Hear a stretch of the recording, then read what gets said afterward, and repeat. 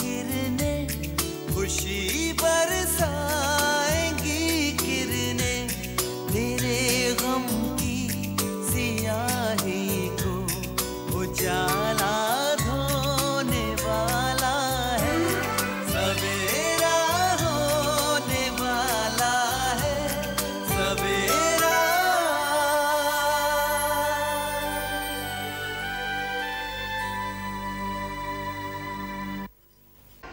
मुझे आप पर हमेशा से यकीन था।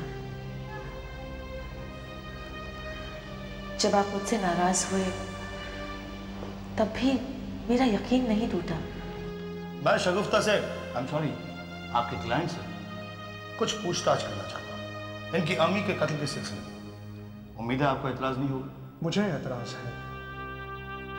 कानूनन तुम शगुफ्ता से तुम्हारे किसी भी सवाल का जवाब हासिल करने के लिए उसे मजबूर नहीं कर सकते। सुपरस्टार अफजल खान? हाँ, उन्होंने ही तुम्हारी अम्मी के कहने पर मुझसे तुम्हारी सिफारिश की थी। आपकी बदनसीबी से मेरे हाथ कुछ ऐसा लग गया है जिससे मरहूम अम्मी और आपके दरमियान क्या ताल्लुकात थे, इसका खुलासा हो गया।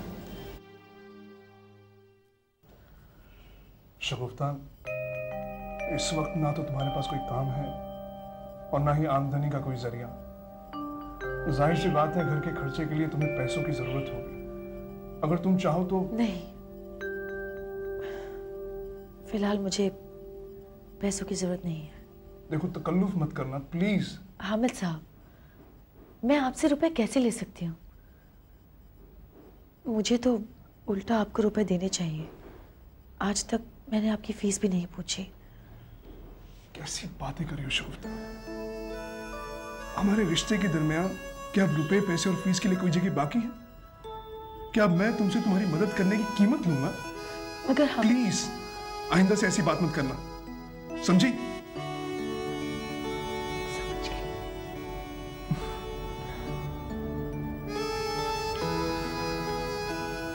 शगुफ्ता, अब मुझे चलना होगा।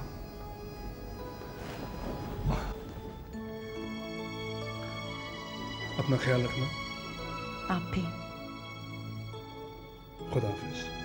खुदा हाफिज। मैं आपको दरवाजे तक छोड़ देती हूँ। श्योर।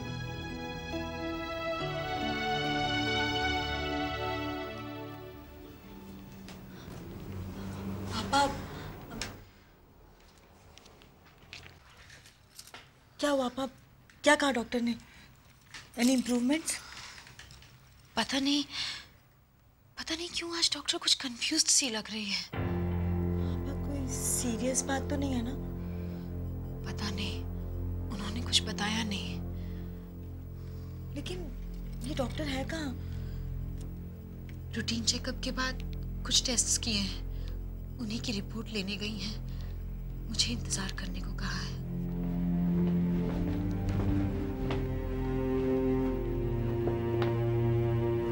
डॉक्टर, सब ठीक तो है ना? बिल्कुल, फिक्र की कोई बात नहीं। शबाना जी, चेकअप के दौरान मेरी खामोशी देखकर आप कुछ परेशान लग रही थी। दरअसल मुझे कुछ ऐसे सिम्टम्स नजर आए कि यकायक यकीन ही नहीं हो रहा था। लेकिन अब रिपोर्ट के बिना पर मैं पूरे यकीन के साथ कह सकती हूँ कि हमारा इलाज कारगर रहा। आप माँ बनने वाली हैं।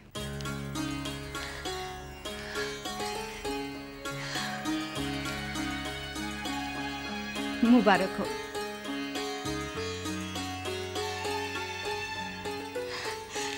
मुबारक हो आपा, आपको बहुत बहुत मुबारक हो।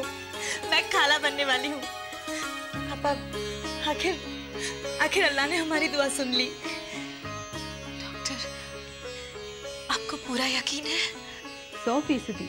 दूसरा महीना चल रहा है।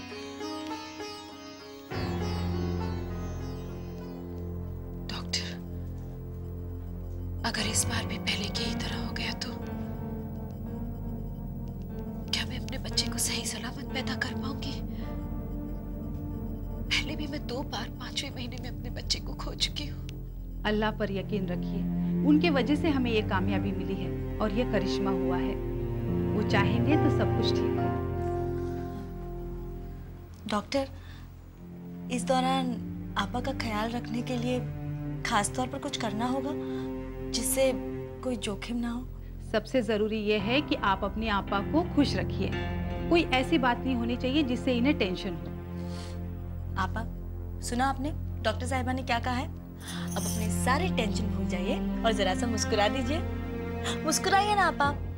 मैं चाहती हूँ कि मेरा भांजा या फिर भांजी जो भी हो मुस्कुराता हुआ पैदा हो। Come on now, smile smile ना आपा। शेख, तुम जरा बाहर टहल कर आओ।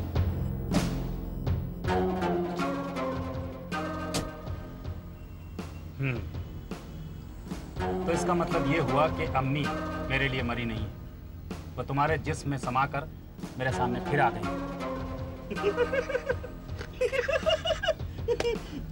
अपनी सहूलियत के हिसाब से आप यूं ही समझ लीजिए हुजूर। कितने रुपए चाहिए तुम्हें? मैं हरामखोर नहीं हूँ हुजूर, मैं मेहनत कश इंसान हूँ। मैं भी इस इंडस्ट्री में एक्टर बनने की ख्वाहिश लेकर आया था। कुछ साल धक्के खाने के बाद मेरे अंदर की जो ख्वाहिशें थी वो जल कर, भून कर, झुलस कर, सड़ कर, गल कर और सहम कर मेरे मन से बाहर निकल कर मेरे जिस्म के पता नहीं किस रास्ते से होती हुई बाहर किसी सड़क के किनारे गंदे नाले में गुम हो गई। मगर अब मैं इस सच्चाई से अच्छी तरह वाकिफ हो गया हूँ हुजूर कि यहाँ कुछ बनने के लिए और कामयाबी हासिल करने के लिए टैलेंट के अलावा बहुत सारी चीज़ों की ज़रूरत पड़ती है जो मुझ में नहीं थी। मगर अब देखिए ना, आज मैं आपके साथ आपके यहाँ बैठा हूँ करीब में, और मैं ये जानता हूँ कि ये मेरी जिंदगी का सबसे सुनहरा मौका है। कम लफ्जों में कहो, क्या कहना चाहते हो? मुझे पैसा नहीं चाहिए, बिल्कुल नहीं। फिर? मैं आपको ब्लैकमेल करके आपसे पैसा नहीं लेना चाहता, मैं आपके साथ काम करके आपसे पैसा लेना चाहता हूँ। अपना सेक्रेटरी बना लीजिए मुझे पैसा मिलेगा, नाम मिलेगा, कुछ और आप जैसे स्टार मिल जाएंगे और मेरी जिंदगी की धक्के खाती हुई गाड़ी रफ्तार मिल जाएगी उसको। तुम्हारा दिमाग तो नहीं खराब हो गया? ये नामुमकिन है। मेरा सेक्रेटरी मेरे साथ पिछले 17 सालों से है। थक गया होगा, रिटायर कर दीजिए उसको।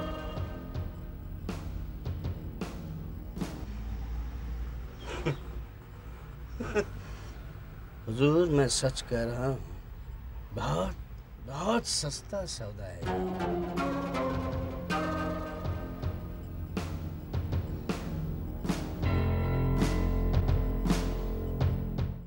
आ गया तुम? शबाना तो घर में नहीं है। कहाँ गई है? मुझे मालूम नहीं, मुझे बताने में उसे तकलीफ होती है, इसीलिए मैं पूछकर अपनी जबान नहीं खराब करना चाहती, और मुझे बताकर जाना वो जरूरी नहीं समझती। खैर, उसे जाने दे।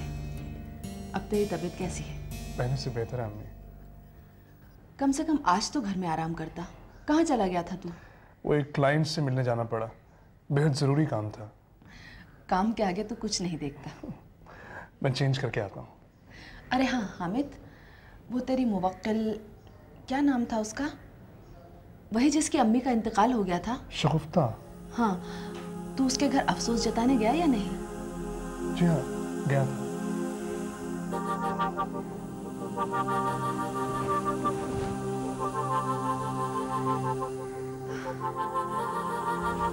पापा, ये खुशखबरी जीजू को सुनाने के लिए मैं इतनी बेचैन हो रही हूँ कि मैं आपको बता नहीं सकती। आज तो मैं जीजू से ट्रीट लूंगी। शाहीन, इतनी खुश मत हो please. What's wrong with you, आपा? इतनी बड़ी खुशखबरी और एक आप है कि ये खुशखबरी अपनी जगह पर ठीक है, मगर इस खुशी की उम्र कितनी है ये कौन जानता है। कभी ये खुशी गम में तब्दील हो जाए, क्या पता। आपा, प्लीज ऐसी बातें मत कीजिए। हम जितने ज्यादा खुश होते हैं, उम्मीदें टूटने पर उतनी ही ज्यादा तकलीफ भी होती है। आप ये बुरे ख्याल आप अपने जहन से निकाल क्यों नहीं देती? बुरे ख्यालों को जहन से निकाल देने से तकदीरें नहीं बदल जाती शाहीन। इस तरह जब तक हो सकेगा मैं इस बात को छुपाए रखूंगी। क्या आपका ये मतलब है कि आप जीजू को भी ये बात नहीं बताएंगी? बार बार उनकी आंखों में उम्मीदें और सपने सजाकर फिर बार बार उन्हें मायूस कर देना उन पर जुल्म है शाहीन। अबॉर्शन हो जाने पर उनकी मायूसी मुझसे बर्दाश्त नहीं होती है। आप जो भी कहें आप, लेकिन अगर मुझसे पूछेंगी तो मेरा तो यही मशवरा है कि आपको ये बात जीजू को बता देनी चाहिए।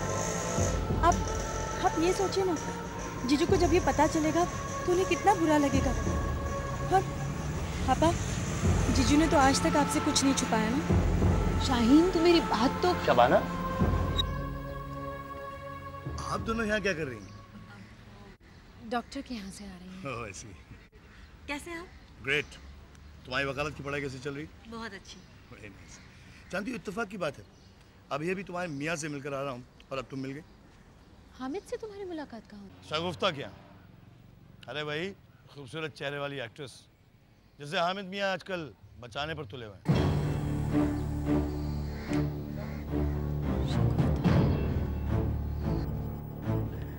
तस्रीन, मैंने बहुत कोशिश की मैंने, कोई कसर नहीं छोड़ी, लेकिन लगता है तकदीर मेरा साथ देने को तैयार नहीं है। अगर 1-2 रोज में फिल्म ने पिकअप नहीं लिया ना तो क्या होगा, ये सोचकर मेरी रूह कांप जाती है। अकबर, आपकी पेशानी पर फिक्र की लकीरें बिल्कुल अच्छी नहीं लगती। मेरी बात मानिए और कुछ देर के लिए सब कुछ वक्त पर छोड़ दीजिए। भाई, चाहता तो मैं भी यही हूं, लेकिन क्या करूं, कर्ज का बोझ चैन की सांस नहीं लेने देता है। 10 लाख का कर्ज तुम्हारे अब्बू का हो गया है मुझ पर। अब्बू के कर्ज को आप भूल जाइए ना, उसकी कतई फिक्र मत कीजिए। देखिए, अब्बू को अपने रुपए आपसे वापस लेने की कोई जल्दी नहीं है। मुझे यकीन है तुम्हारे अब्बू के कर्ज के साथ साथ मैं बाकी सारे कर्जदारों का कर्ज चुका दूंगा, लेकिन जो कुछ तुमने किया है ना मेरे लिए, तुम्हारे एहसानों का कर्ज पता नहीं मैं कैसे चुकाऊंगा। आप फिर घसीट लाए एहसान और कर्ज को दोस्ती के बीच में। देखिए, मैंने जो कुछ भी दोस्ती का फर्ज समझकर किया, अगर आप उसे कर्ज समझ रहे हैं तो जब अल्लाह आपको देगा तब आप हमारा कर्ज भी उतार दीजिएगा। जरूर उतार देंगे।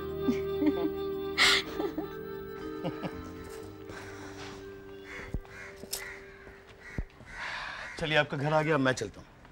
क्या हुआ, अंदर नहीं आओगे? नहीं, आज नहीं, आज जरा जल्दी में हूँ, किसी और रोज। यहाँ तक पहुँचाने के लिए शुक्रिया।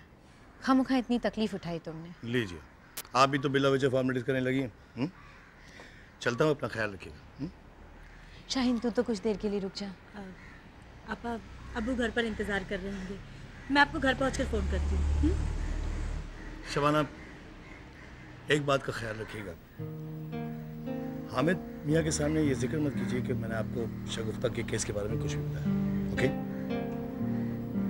ठीक है, चलता हूँ, अपना ख्याल रखना। खुदा हाफिज़। चलो। चलिए।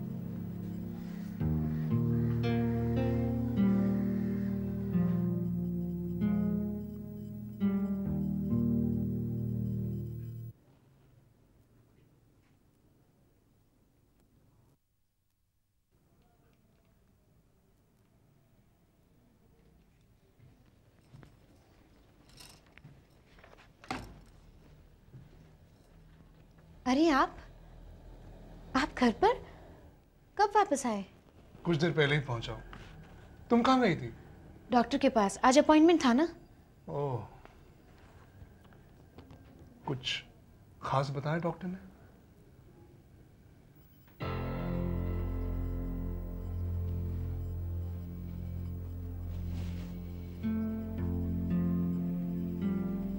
सब ठीक तो है ना? जी, सब ठीक है। आपकी तबीयत कैसी है अब? कैसा महसूस कर रहे हैं? पहले से बेहतर हूं। घर आते ही काम पर बैठ गए। कम से कम आज का दिन तो आराम कर लेना चाहिए था। बाहर जाने से भी नहीं रुके आप। दफ्तर न जाने से क्या फायदा हुआ? बाहर जाना तो मजबूरी थी।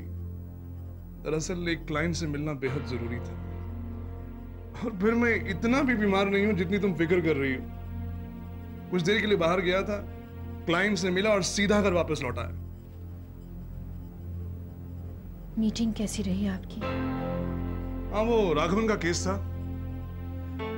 अगले हफ्ते अदालत में केस पेश करना है ना, उसी की तैयारी कर रहा हूं।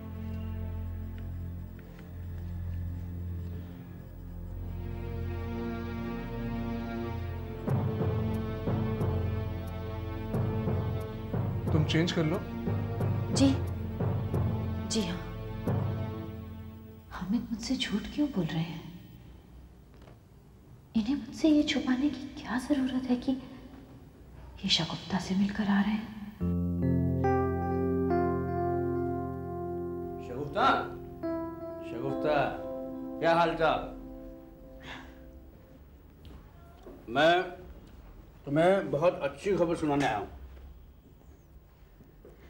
काफी अरसे के बाद इस घर में कोई अच्छी खबर की बात कर रहा है। ये तो अपने आप में एक अच्छी खबर है। सुनाइए। अरे भाई, मुझे काम मिल गया। भाई वाह, मुबारक हो। क्या काम मिला है आपको? मशहूर film star, superstar Afzal Khan साहब है ना, अरे उन्होंने मुझे अपनी सेक्रेटरी की नौकरी दी है। सुपरस्टार अफजल खान? लेकिन अम्मी की भी जान पहचान उनके साथ काफी अच्छी थी ना? हाँ, बहुत साल पहले अम्मी ने उनके साथ एक दो फिल्में की थी। उसके बाद अफजल खान साहब के साथ अम्मी की दोस्ती काफी बढ़ गई। बस इससे ज्यादा मैं नहीं जानता। मगर आपकी जान पहचान अफजल खान के साथ कैसे हुई? अम्मी अम्मी के जरिए एक दो बार मैं गया था, उनके यहाँ मुलाकात हुई थी। शगुफ्ता, अल्लाह ने जो ये सुनहरा मौका मुझे दिया है ना, इसका पूरा फायदा उठाऊंगा तुम्हारी तरक्की के लिए। देखो, अफजल खान साहब के यहाँ रहकर बड़े बड़े डायरेक्टर प्रोड्यूसर से वो जान पहचान तो बढ़नी है। बस उसके बाद मैं तुम्हें उनसे मिलवाऊंगा। कुछ दिन में तुम्हें तो फिल्म में चांस दिलवाना ही दिलवाना है। हाँ?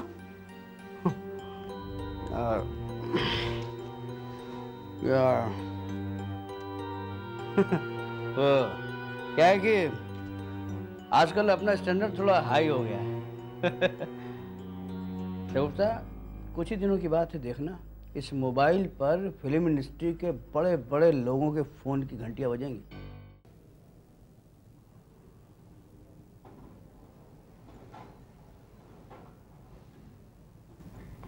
सो गए क्या?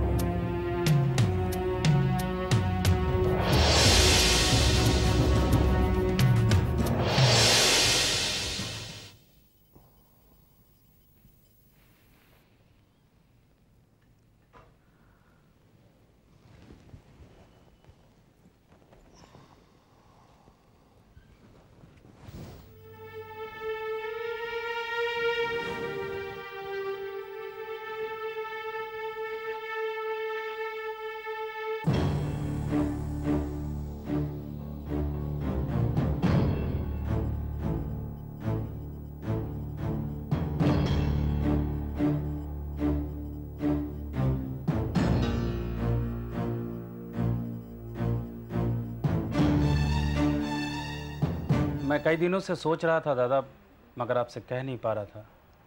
फरमाइए, क्या बात है हुजूर? अब मुझे आपकी ज़रूरत नहीं है, आप कोई दूसरी नौकरी तलाश लीजिए। मैंने आपकी छुट्टी कर दी है, आपका जो कुछ भी हिसाब किताब बनता है मुझे बता दीजिए। ये क्या कह रहे हैं हुजूर? इतने बरसों से मैं आपकी खिदमत कर रहा हूँ और अब इस उम्र में किसी और की नौकरी कैसे करूंगा मैं? अब इसमें मैं क्या कर सकता हूँ, ये मेरा आखिरी फैसला है। आखिर मुझसे गलती क्या हो गई है हुजूर? कम से कम मुझे ये बात तो बता दीजिए, क्यों मेरे पेट पर लात मार रहे हैं आप? मैंने तो पूरी ईमानदारी और वफादारी से आपकी खिदमत की है हुजूर। दादा, मुझे आपकी ईमानदारी और वफादारी पर आज भी कोई शक नहीं है, मगर आपके ख्यालात और आपके काम करने का तरीका काफ़ी पुराना हो गया है। ज़माने के साथ चलने के लिए मुझे किसी नौजवान सेक्रेटरी की ज़रूरत है जो मुझे आपसे ज़्यादा अच्छे ऑफर ला सके। अपने फैसले पर एक बार और गौर फरमा लीजिए हुजूर। दादा, अब मुझे मज़ीद सोचने की ज़रूरत नहीं है। जैसी आपकी मर्जी हुजूर। खुदा हाफिज। खुदा हाफिज भाभी जान। खुदा हाफिज। ये आपने क्या किया? दादा आपके साथ इतने बरसों से थे, उन्हें अचानक निकालने का फैसला आपने क्यों कर लिया? रुखसाना, तुम तो जानती हो कि मुझे नए असाइनमेंट की कितनी ज़रूरत है, और मार्केट में अपने आप को बनाए रखने के लिए मुझे किसी ऐसे सेक्रेटरी की ज़रूरत है जो चालाक, स्मार्ट और होशियार हो। दादा किसी काम के रहे नहीं, लिहाजा बेवजह उनको तनख्वाह देने से क्या फ़ायदा? पता नहीं, पर मैं आपसे इत्तेफाक नहीं रखती।